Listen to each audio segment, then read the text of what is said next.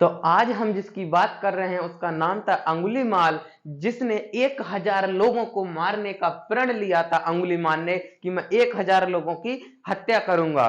तो उसके बाद उस पहाड़ी पर जहां वो अंगुलीमाल रहता था, लोगों ने जाना बंद कर दिया, वहां के राजा ने जाना बंद कर दिया। कभी कभी उसकी माँ अंगुलीमाल से मिलने के लिए जाया करती थी। तो जब उसकी हत्या करने लगा वो, तो उसकी माँ ने भी उस पहाड़ी पर जाना बंद कर दिया।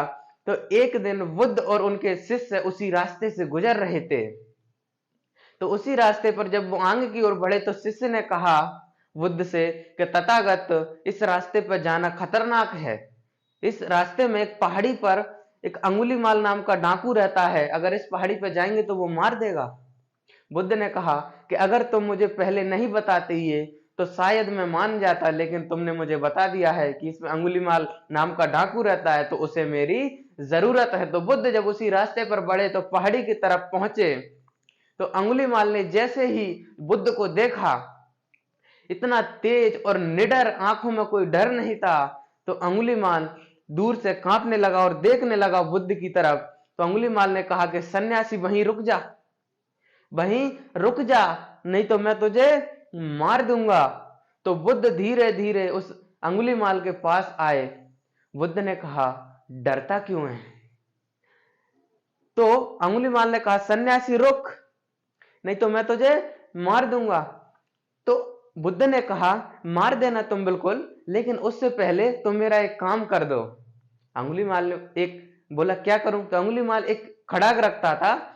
तो बुद्ध ने बोला कि इससे तू ऐसा कर, ये जो पेड़ है उसकी एक टहनी को काट दे। तो अंगुलीमाल ने खड़ग उठाई और उस टहनी को काट दिया। तो बुद्ध ने सोचा मन में कि इस अवस्था में भी ये व्यक्ति बात मान रहा है, तो इसके सुधरने की संभावनाएं पूरी हैं। तो जैसे ही उसने उस टहनी को काटा, तो बुद्ध ने बोला कि तूने जिस टहनी को काटा है, अब उस टहनी को जोड़ दे। तो अंगुलीमाल ने कहा कि सन्यासी तू पागल हो गया है, अब जब मैंने इस टहनी को काट दिया है एक बार, तो इसको कैसे जोड़ा जा सकता है? अब इसको नहीं जोड़ा जा सकता है।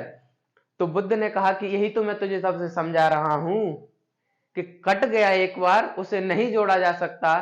तुमने अभी तक जितनी हत्याएं की हैं, क्या उनमें से किसी एक को तुम जिंदा कर सकते हो? तो अंगुलीमाल ने कहा नहीं। तो जैसे ही अंगुलीमाल के मन में एक विचार आया कि मैंने जो किया वो गलत था, जैसे ही उसका हृदय परिवर्तन हुआ, तो अंगुलीमाल एक अंगुलियों की माला पहनता था, उसने माला उतार के बुद्ध के चरणों में डाली। बुद्ध वहां से पलट गए और उस गांव की तरफ लौटने लगे। तो जैसे जैसे बुद्ध आगे बढ़े, तो अंगुलीमाल पीछे पीछे बुद्धम शरणम गच्छामि